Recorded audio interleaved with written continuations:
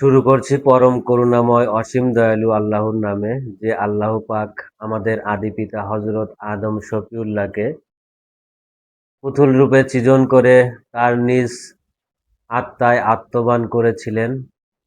আজ অনধিকাল পরে সেই পিতার থেকেই আমরা মানব জন্ম লাভ করেছি। সেই পিতার আকার সুরত, পিতার সেই জীবন নিয়ে এই মানব জীবনে পূর্ণ হয়েছি। লক্ষ কোটি দরুদ ও সালাম সেই রাসূলের উপর, যে রাসূল, যে মা আমাকে আপনাকে তার গর্ভে ধারণ করে পূর্ণতায় পৌঁছে এই জমিনে নামিয়ে দিয়েছেন। বিশ্বের সকল মানব জাতিকেই আমার শান্তির বাণী। আসসালামু আলাইকুম রহমতুল্লাহি ওয়া বারাকাতুহু। আজকের আলোচনা, স্ত্রীর গর্ভে স্বামীর জন্ম। এইটা কিভাবে হয়? পৃথিবীর মানুষ সবাই তো জানে যে মায়ের গর্ভে সন্তানের জন্ম হয়, কিন্তু স্ত্রীর গর্ভে যে স্বামীর পুনর্জন্ম, এটা কি আপনারা জানেন? কথাটা আধ্যাত্মিক এবং মানবতিক গভীর বিষয় রয়েছে। আপনারা যারা আধ্যাত্মিক জগতে, মানবতী জগতে যারা জ্ঞান অর্জন করেন, ভিডিওটি তাদের জন্যই, এবং সমস্ত বনি মানুষ যারা জ্ঞানকে অনুসন্ধান করে তাদের জন্যই আমার এই আলোচনা। আল্লাহ পাকের অস্তিত্বে যে জীবনগুলো আমরা দেখতে পাই, সেই জীবনগুলোর থেকে সর্বশ্রেষ্ঠ জীবন হলো এই মানব জীবন। আর আমরা যখন এই মানব জীবনে এসে উপস্থিত হয়েছি, এই মানুষকে আল্লাহ তাআলা সর্বশ্রেষ্ঠ জ্ঞানী বলে ঘোষণা দিচ্ছেন আল কোরআনে। এখন এই যে স্ত্রীর গর্ভে স্বামীর জন্ম, এটা কিভাবে হয়? একটি মানুষ, পুরুষ মানুষ, সেই নারী জাতির কাছে কখনো সন্তান, কখনো বাবা, কখনো স্বামী, এই যে তিনটি স্টেপ বা তিনটি স্টেজ, এই স্টেজকে আমাদের বুঝতে হবে। আবার এই নারী পুরুষের পক্ষ থেকে কখনো তার সন্তান, কখনো তার মা, কখনো স্ত্রী, তিনটি স্টেজ তাদেরও রয়েছে। এই স্টেজে থেকে কখন কার সম্মান এবং কিভাবে জন্ম হয়, এটা নিয়ে বিস্তারিত আলোচনা করব ইনশাল্লাহ। আমাদের বিশ্বনবী হযরত মুহাম্মদ সাল্লাল্লাহু আলাইহি সাল্লাম, তিনি বলেছেন মায়ের সম্মানের কথা, এবং আরো হাদিসেও রয়েছে স্বামীর সম্মানের কথা। একটি সন্তানের কাছে মা হলো সবচেয়ে সম্মানের প্রিয় পাত্র। আমরা যে মানব জীবনে আসছি, এই সম্পূর্ণ মায়ের অবদান। এই সৃষ্টিকুলের সবকিছু সে মায়ের অবদান, তাদের থেকেই সেই কামনা বাসনা সৃষ্টি হয়। আর সৃষ্টিকুলের রিসালতি সেই নারী সত্তা। এখান থেকে সেই মায়ের কৌশলে পিতার থেকে সেই জীবন বা সেই নফসকে ছিনিয়ে নিয়ে এসে একটি মানব পূর্ণ অস্তিত্ব দান করে সেই মাই পৃথিবীতে নামিয়ে দেয়। আবার এখানে এসে সেই মা সন্তানের জন্য যে কষ্ট, যে ত্যাগ, যে পরিশ্রম করে, সেটা অন্য কেউ করতে পারে না, এটা সহ্যও করতে পারবে না, তাদের সেই সহ্য করার ক্ষমতাও নেই। আবার সেই মা বা সেই নারী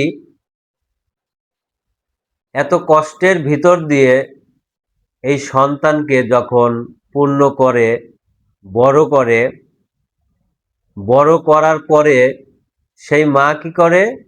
অন্য একটা নারীর হাতে তার সন্তানকে তুলে দেয়।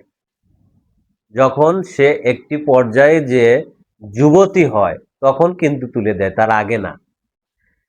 যখন সে যুবতী হলো, অন্য একটি ছেলের সাথে তাকে সম্পর্কে আবদ্ধ করলো, যে সম্পর্কের নাম হলো বিবাহ। এই বিবাহ বন্ধনে আবদ্ধ হওয়ার ফলে সেই মায়ের বাড়ি থেকে সেই সন্তানকে, মেয়ে সন্তানকে সেই স্বামীর উপরে তুলে দিল। যখন একটি মা তার মেয়ে সন্তানকে তার লালিত পালিত করে যখন একটি ছেলের হাতে তুলে দেয়, তখন সেই সন্তানের পূর্ণতা বা যুবক প্রাপ্ত বা ব্যক্তিত্ব স্বাধীনতা প্রকাশ পায়। আর সেই ব্যক্তিত্ব স্বাধীনতা, পূর্ণতা, আর সেই পূর্ণতাকেই পূর্ণ মানুষ বলা হয়েছে আল কোরআনিক ভাষায়। যেমন কোরআনে বলেছে, তোমরা আদমকে সেজদা করো। সেজদা কখন করতে বলেছে? যখন আদম সুঠাম হবে, তখন ফেরেশতাদেরকে বলছিল আদমকে সিজদা করো। সুঠাম না হলে কিন্তু সিজদা করতে বলে নাই। সুঠাম মানে পরিপূর্ণ।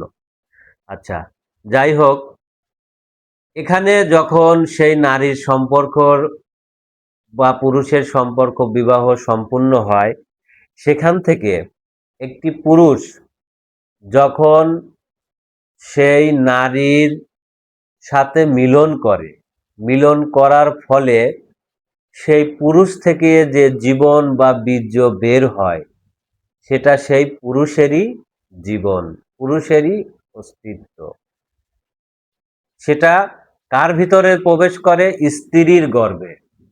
স্ত্রীর গর্ভে যখন প্রবেশ করে, তখন স্ত্রী আবার তার গর্ভে পূর্ণ করে এই পৃথিবীতে নামিয়ে দেয়।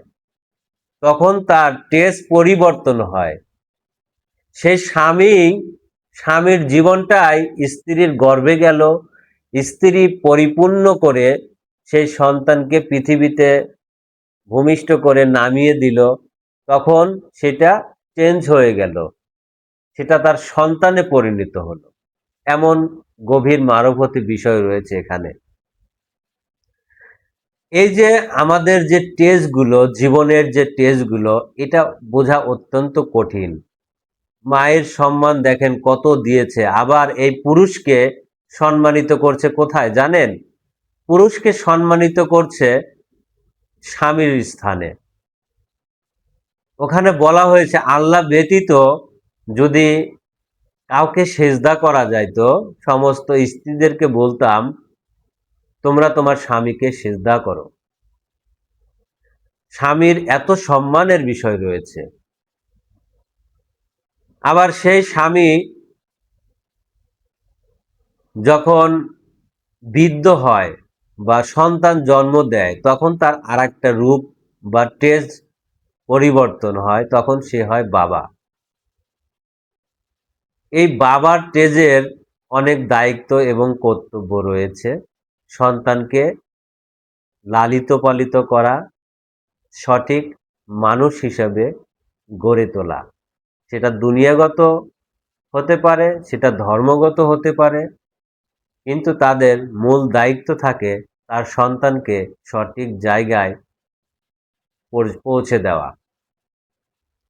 এই যে আমাদের দৈনন্দিন জীবনে আমরা মানব জন্ম পেয়েছি, এই মানব জন্মে দেখেন আল্লাহর সৃষ্টির জগতের সেই আউয়াল এবং জান্নাতের যে আয়াতগুলো বা বিষয়বস্তুগুলো আনা হয়েছে, সেখানে কিন্তু কাউকে সেই অতীতে ভাই বোন মা বাবা এ সমস্ত কোনো পরিচয় কিন্তু থাকবে না। এটা হলো দুনিয়াগত একটি পরিচয়।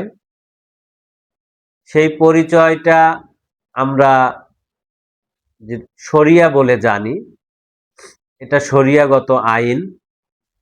এটা আমাদের ভিতরে বর্তমানে প্রতিষ্ঠিত করা হয়েছে। কিন্তু আল্লাহর আইনে দেখেন সূরা ফাজরের শেষের ৩ আয়াতে বলা হচ্ছে, ইয়া আইয়ুতুহান নাফসুল মুতমাইনা, হে প্রশান্ত আত্মাধারী ব্যক্তিরা। ওইখানে না কোনো নাম ধরে ডাকবে, না কোনো মা বাবা ভাই বোনের পরিচয় থাকবে, এগুলো কোনো পরিচয়ই থাকবে না। এবং আমরা এই যে মা বাবা ভাই বোন, এই পরিচয়গুলো, শরিয়া পরিচয়গুলো দুনিয়াতে প্রতিষ্ঠিত হয়েছে। আমরা এখন সভ্য জাতিতে পরিণত হয়েছি। কিন্তু অতীতে যখন এই মানুষগুলো ছিল, বা সেই সৃজন জগতের তথ্যের কথা যদি আমি বলি, ওইখানে আমাদের আদি পিতা এবং আদিমাতার থেকেই কিন্তু আমরা পৃথিবীর সমস্ত মানুষ। তাহলে পৃথিবীতে বর্তমান যত মানুষ আছি আমরা, ধরতে গেলে সবাই কিন্তু ভাই বোন।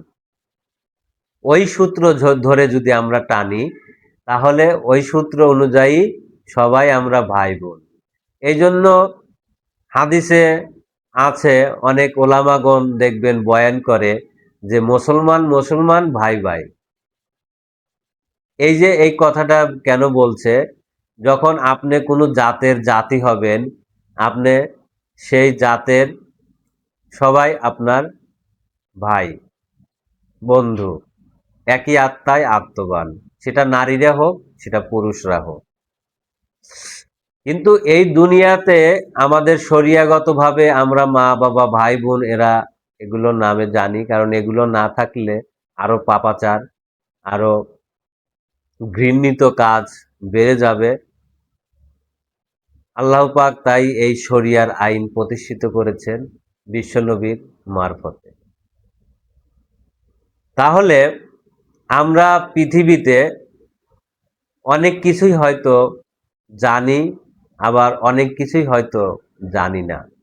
এই যে আমি বললাম যে স্ত্রীর গর্ভে স্বামীর জন্ম, তাহলে স্বামীর বীজে কিন্তু সেই সন্তান হলো, অর্থাৎ স্বামীরই পুনর্জন্ম ঘটলো। সেই জীবন, সেই ঘর, সবকিছুই কিন্তু সেই স্বামীর। স্বামীর জীবন ওই বাচ্চার ভিতরে থাকে, কিন্তু সেটা অচেতন অবস্থায় অন্য একটি মন নিয়ে, অন্য একটি সৃষ্টির মাধ্যম দিয়ে তাকে জীবজাতেই প্রতিষ্ঠিত করা হয়। কিন্তু ওই স্বামী যখন পরম জাতের জাতি হবে, কোনো আত্মায় আত্মবান হবে, সে বুঝতে পারবে যে আমি শুধু আমার ওই সন্তানের ভিতরে না, আমি সমস্ত মানুষের ভিতরেই থাকি। কিন্তু মূল একটি বিষয় এখানে থাকে, আধ্যাত্মিক বিষয়, মারফতি বিষয়। তাই অনেকেই বলেছে এই ফকিরি তত্ত্বে এই কথাগুলো, কিন্তু আমার হঠাৎ করে মনে হলো যে এই মানুষগুলো হয়তো এই কথাগুলো হয়তো শুনছে, কিন্তু তারা এই ব্যাখ্যাটা বুঝতে পারে নাই। তাই আমি এই মানুষকে এই ব্যাখ্যাটা পরিষ্কার করার জন্য, কিভাবে এই জন্মটা ঘটে, এটা আসলে আপনাদেরকে বোঝানোর জন্য চেষ্টা করেছি। যাই হোক, আমার আলোচনা আমি এখানেই সমাপ্তি করছি। আসসালামু আলাইকুম ওয়া রাহমাতুল্লাহি ওয়া বারাকাতুহু।